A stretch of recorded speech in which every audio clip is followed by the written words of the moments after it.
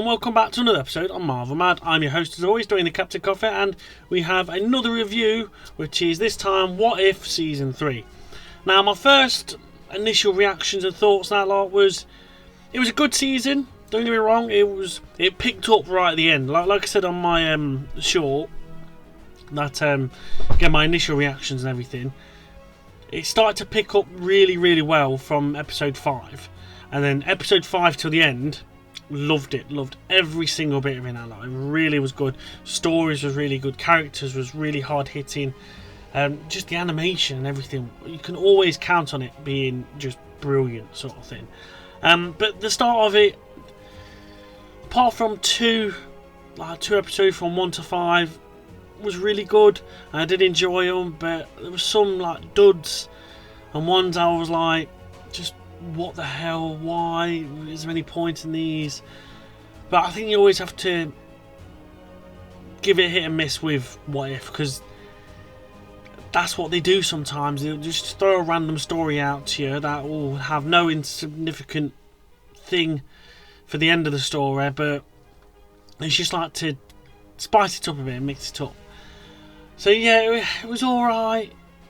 It wasn't nothing special. I think I preferred season 2 to this season, but again, it was a good season. Probably a fitting way to end What If in general, sort of thing, because obviously this is the last season now. They're not making any more, which I was a bit gutted about with what happened at the end. But again, we'll go through that. We'll go through episode by episode. I'll give you like a little rundown on what I thought of it, and like what I thought like some of the references were, and what I saw of it anyway in them. So anyway, we'll go back to the first episode and Gamma Walls, basically. And this was just a lot of fun to start it off. Just having gigantic robot Avengers was just cool. It reminded me, and the bit when all the new Avengers sort of connected together, like you had Moon Knight, you had Shang-Chi, obviously Falcon, you had what's the name? I'm going to say Photon. I think it is Photon. But yeah, like Captain Marvel, basically she is. You had them all like connecting together in that lot, and that was just so cool. It reminded me, if you don't know what Power Rangers are, that was the Power Rangers to me, and it was just so cool seeing like a gigantic Godzilla looking Hulk as well.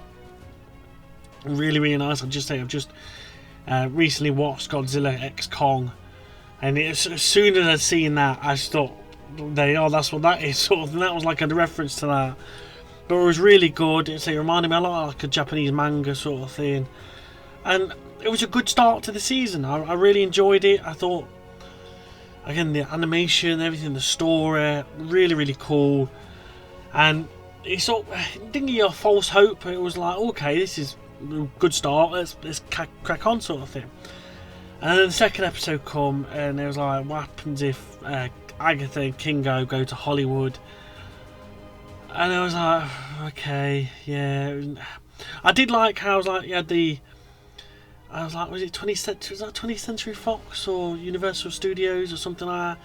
But like the old timey sort of Hollywood intros to like What If and stuff, that was really cool, and it does that a couple of times a bit further down. So I did enjoy that. That was a nice touch to have it, and it just sort of suited the episode, suited that time. But story wise, it was just, no, this one didn't hit it off for me in that lot. It was cool. Like I said, I'm a really, really fan of Agatha. I really did enjoy Agatha, the series Agatha, all along. But this was just like, no, it's not for me, to be honest.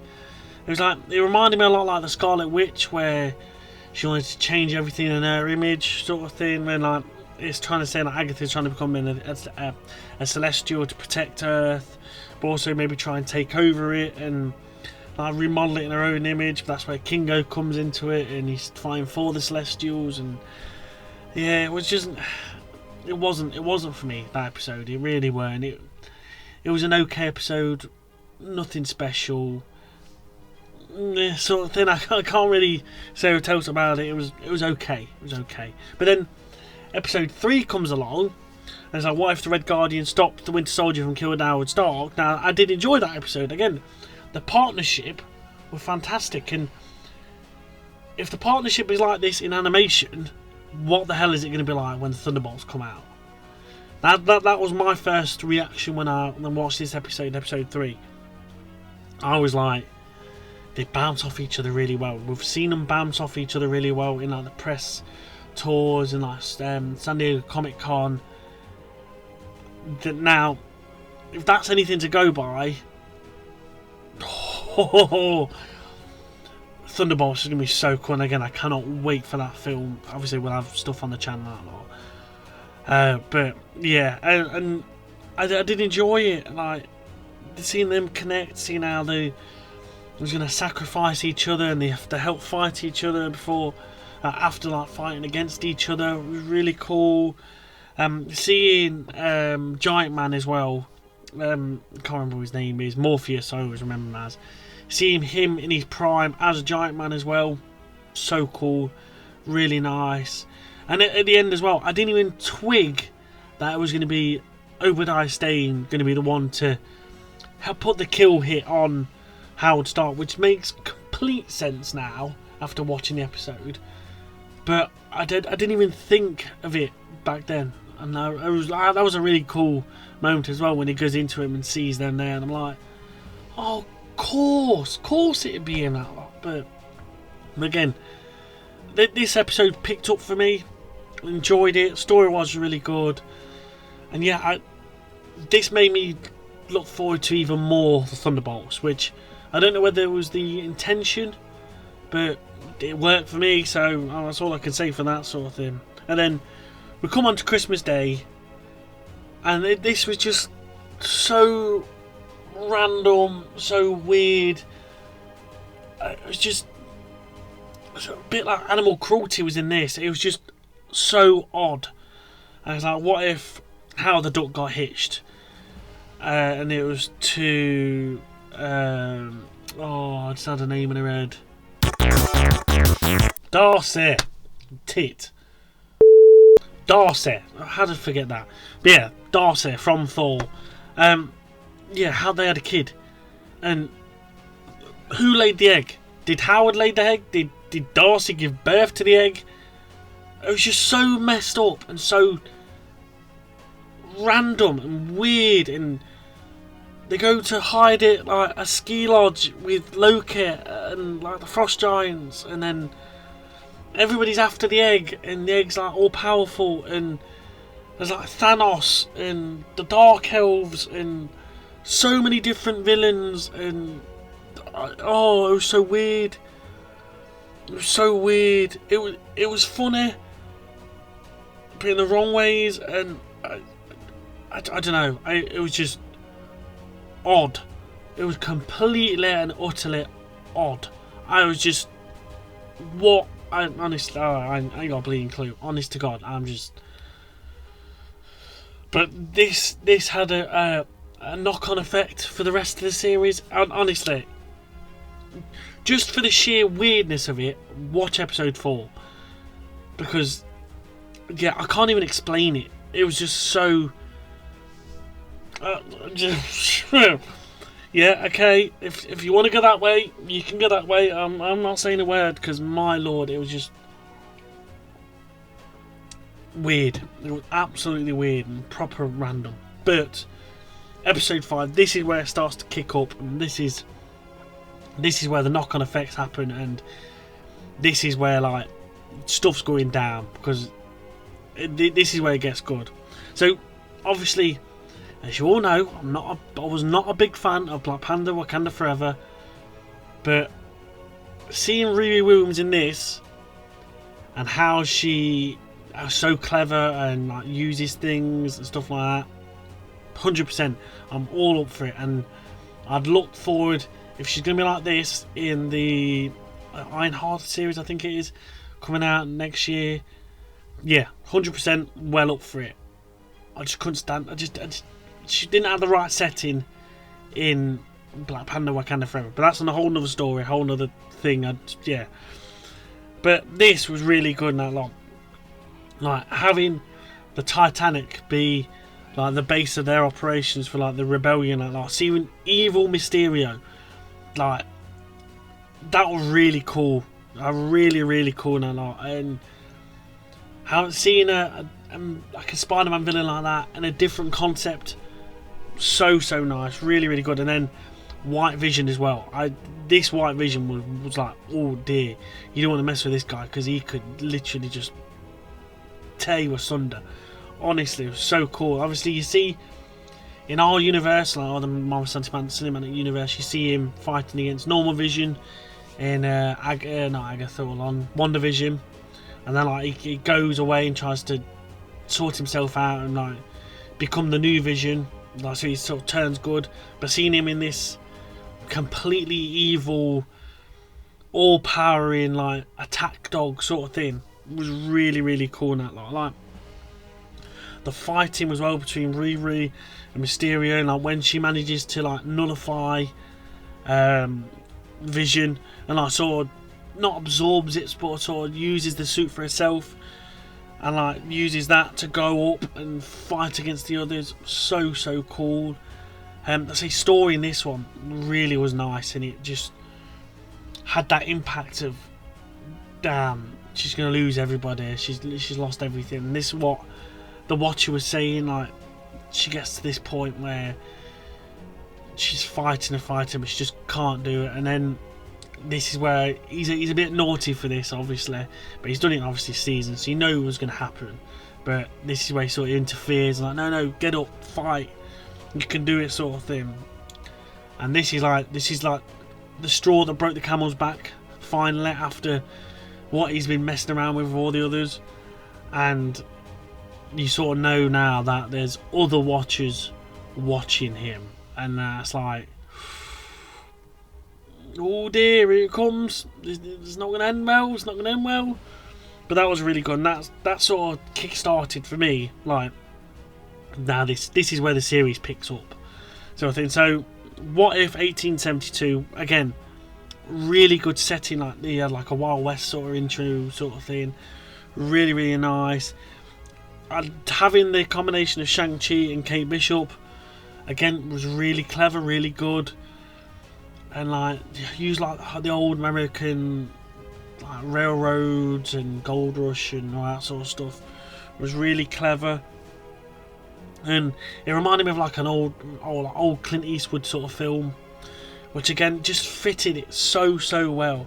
And how they portrayed Shang-Chi in the Ten Rings was really clever, because obviously Shang-Chi in the Ten Rings, he's got the 10, well, in the comics it's 10 actual rings, that sort of thing. In the films it's the like rings, bracelets goes around and you can use it like that. But in this it was 10 rings of the bell.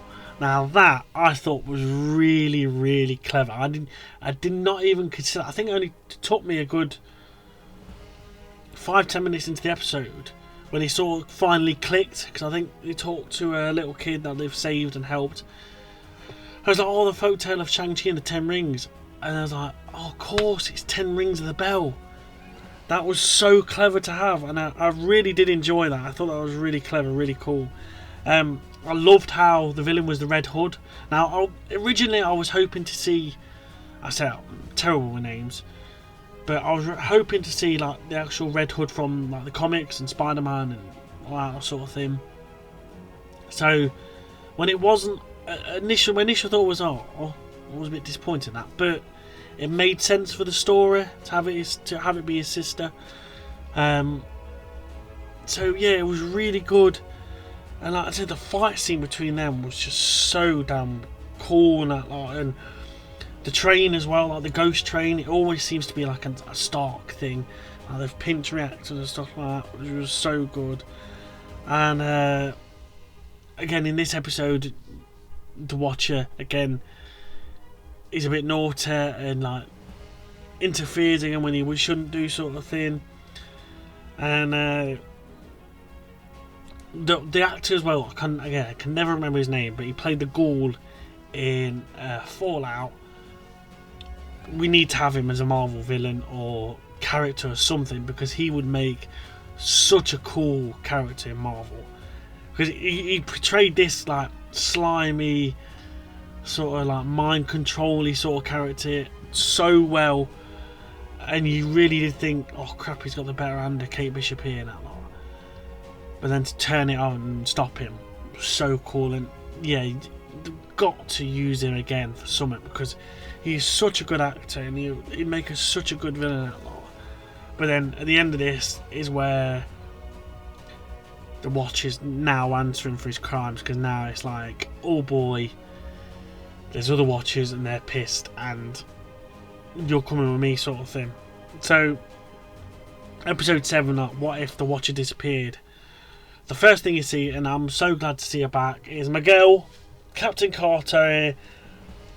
So glad to see her back, and the team she's got with her. Now you've got Birdie the duck, which I'd never even think of to have like her following on from the Howard the Duck episode. Like, what the hell? But again, she added like a really good dynamic to the team. Like, she's like she reminded me of like the Rocket Raccoon, wisecracking Star-Lord sort of type from other episodes, from like the films and stuff. So that was really clever. But yeah, just have her in, I was so like taken back off. Then obviously got the Native American girl. I think her name's Okoye or something like that. Again, sorry, I'm really bad with names. Seeing her come back in, that was really cool, because she had a big role to play at the end of season 2, which I really liked, and it was like a really, really good character to have. Oh, pardon me. I do apologise. Yeah, to see her come back was a really cool character. And then, as well as Captain Carter and Pega, you had Storm from X-Men, that lot. And I swear you had like I swear you had that a bit when you just seen her and she starts to go and fight the dimensional beast, but now she's got Mjolnir, and that just makes sense. So clever to have them two, well, Mjolnir as well as her like powers connect, and it was so cool. And just to see them all fight this interdimensional beast while like protecting like this version of the Guardians of the Galaxy, it was so cool. And yeah, and like how they had Kang's chair, but they didn't reference it was Kang's chair. Again, works well for the story, because obviously they can time jump and all that sort of thing. But to not mention it's Kang's chair, really clever in that lot, because I just think now in the MCU and Marvel, that chair's just, well, that character is just tainted, which is a bit of a shame, because they could have had so much to do with it. But they might recast it eventually sometime down the road. But yeah, it's just not a good look now for that character, and it's a shame. But it was nice to see his chair come back into this anyway. But yeah, just the story and that lot, and like knowing that the Watcher has disappeared because they find like these shards that when he got like trapped and like pinched sort of thing by the other Watchers, broke down into this current universe that they're in. So they're trying to use that to try and get to him, and like each of the ways as well that they do that, like they come up like trying to figure out what's going off and everything. And for start off, I want the foosball table football thing. I want one of them, because having different Marvel characters was so nice. Like Captain America was one goalkeeper, and I think Galactus, which I've not even seen in any of the other what ifs, which are finally nice to see, like a little reference. I think there was like Beta Ray Bill, Captain America, Iron Man, Invisible Woman. And I was like, ooh. So yeah, I want that foosball table. But anyway, that was me, just being a big kid. I loved that. But yeah, as they're trying to come back together and like to come up with a plan, the first one they like soup up the Kang's chair. That fails. So then Storm goes all like metal rock god sort of thing, and she tries to use all her powers with Mjolnir and like the gods and everything like that. That fails. So they come up with like another plan to say, right, well, we might need another boy that I've got here, Ultron Prime, like all the Infinity Stones and stuff like that. He is like one of their answers to come and do it. And just how that's the reference TVA as well. I was like, if he does like Gasawa, we've got some of the TVA stuff, we'll just prune that area, which is really clever. And I was like, that's nice. I like how you're still interconnecting things and showing like little references, really nice and everything. And yeah, when they go, well, at first they was all going to go, but obviously Peggy doesn't want to lose them, so she goes on her own to like get him and everything. And then sort of she disappears, and then the others go to go and get her, and then they see the cracked shield, and I was like, oh no. But I like that because it's like a nice reference to Steve's cracked shield from Infinity War and Endgame and that lot. It was so nice, and it's just like, damn, what are you gonna do now? And then they like just have like the Ultron Prime Mega, like Infinity Prime, whatever you want to call him, Ultron, yeah, to help them get to that like the fifth dimension where the Watchers are and stuff. Because like Birdie's saying like, what's beyond like this power and that lot, and then he goes infinity. And I don't mind from my daft kid brain or anything like that, but when I heard him say infinity, when they're charging the ship on and like ready to blast off, I just had in my head, I just thought he was going to say, to infinity and beyond. I really thought he was going to say that. I really did, but that's just me being daft anyway. But then, the last episode, What If?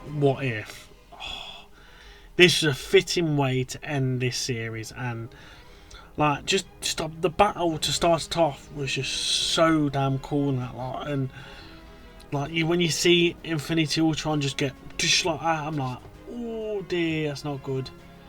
That is not good at all. I thought it was going to last a lot longer in this episode, but no, they're just taken out, and you just see the Eminence. Because I didn't say the What If the Watchers disappeared.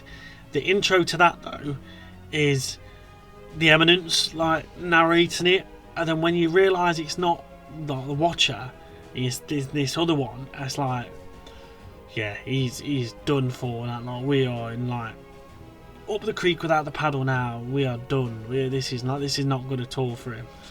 So yeah. So when they're fighting him and they're fighting the other Watchers and everything like that, I've never seen the Watchers fight like this before. Now it was just so cool for them. When it looks like they're all done dusting a lot for the Watcher, and you finally find out his name. I was like, Uatu, which, again, if you're a geek like me, you know that's what his name was. All along, you know that's what his name was, because he's like the Watcher of Earth 616. He's technically the Watcher of the Marvel MCU universe as well. So to hear him come out and say it as well, I was just like, it's so cool to hear. I really was glad about that. I really enjoyed that. And for him to come and say like, no, what we need to do is say the oath, and then they all become Watchers. That was just so cool. And just seeing like, it reminded me like a Thanos inspired, like, I don't know what you call it, suit, uniform, like, oh, so cool that lot. And then obviously they're fighting the Watchers and the Eminence again, and so cool to see that, like the fighting, the action, the animation was just like, wow, so cool. And when they're fighting, and Captain America or Captain Peggy Carter splits the shield in two. For a start off, I thought, oh, that's knackered, that's brilliant. But she uses like two little like fist gauntlet things, and then she's fighting and throwing it like that, and then she puts it back together. Oh, just so cool. I would highly recommend going and see this last episode and watching this. I'd say episode 5 onwards, watch all day long. But yeah, so cool in that lot. And then after they got on really down, and there was a part as well during the fighting and everything that Uatu and the Eminence are like going at it hammer and tong, and then they sort of like come charging each other and headbutt each other. And my first thought is like, yeah, who's bold boys got some hard heads, we could like sort of thing. And I know I shouldn't. I just laughed at that point. I just like, yeah, go on, nutting, go on. Yeah, I really enjoyed that bit. It was really funny. I couldn't help myself there. I really was just daft sort of thing. So yeah, it was just really good. And then like for a start off, I thought when they're like they've battened them down, they try and spare them and stuff, but then they sort of shoot off, and like the Eminence and the two other Watchers like start to twizzle around. I thought there was gonna, I think it's a Celestial. See, people in the comments or might know better than me, but I thought it was going to turn into the three-headed celestial being thing for a start off when they were going around that fast, because it did look like that for a start off, and then it's like they start to erase every single character of them. Now, when that part happened, I wasn't really too bothered about the duck, to be honest, or Birdie the duck outlaw. I wasn't too really fussed. And the Native American girl, because I've only known her since like season 2, and even though she's a really good character, it was not a heartfelt thing for me. I wasn't too fussed that law. But Peggy Carter and Storm, when I seen them characters like start getting erased and stuff like that was where it got me. I was like, no, don't do it, no, come on, please, go on. And then for her to start fighting back and like reversing them all into her, and then she just like shoots off and like finally takes them and completes the plan, taking them to Stephen Strange's like strand that he made from the end of season 2, where he like sacrificed himself to make his own universe and stuff. To have them there and then like stop them having the powers was really good. But then I was back in tears when I realised Peggy had sacrificed herself. I was gutted. I really was gutted. And I was like, oh, Peggy, not again. I can't lose you again, sort of thing. I mean, oh, getting to me now thinking about it. But yeah, it really got to me, that. And then like them all like explaining to the other like, eminences and the Watchers, like, no, this is what it really means to be a Watcher. And then I was like, they were explaining and stuff like that. And then you have like the intro again, and then you see all these different like Spider-Man. You had like Thanos with Wolverine's like claws. You had the Punisher. I think there was a Daredevil one in that. Honestly, there was so many flashing through. It was really cool, and I was like, I'd love to see more of them, because I think they would be so cool to see. But what's the point of just hashing more and more like that sort of thing? So all in all, I do think that was a fitting end to have it like that sort of thing, and how it ended like that. It's just why teasers with them characters and then not fulfill it. I was really like, oh, just one more season, just give me one more season. But I understand, it makes sense. But yeah, anyway, that's my review / recap of What If Season 3. Let me know in the comments what you thought of it. Like, share and subscribe, all that jazz and everything. I really do appreciate it. Go and check out Project Assemble Live. That is our new channel that me, myself and Nate from thourght Media will be doing all our live streams on now. We'll be still doing live streams on Marvel Mad as well, with more like gaming, and if I figure out something to do myself live in, we'll do that as well, sort of thing. But yeah, that is pretty much it. I hope you enjoyed. Go and check out What If Season 3, and go and check out all 3 seasons of What If as well, see what you think of them. And yeah, I'd like to say thank you very much, and we'll see you all next time on another episode of Marvel Mad. Thanks a lot, guys, and we'll see you soon.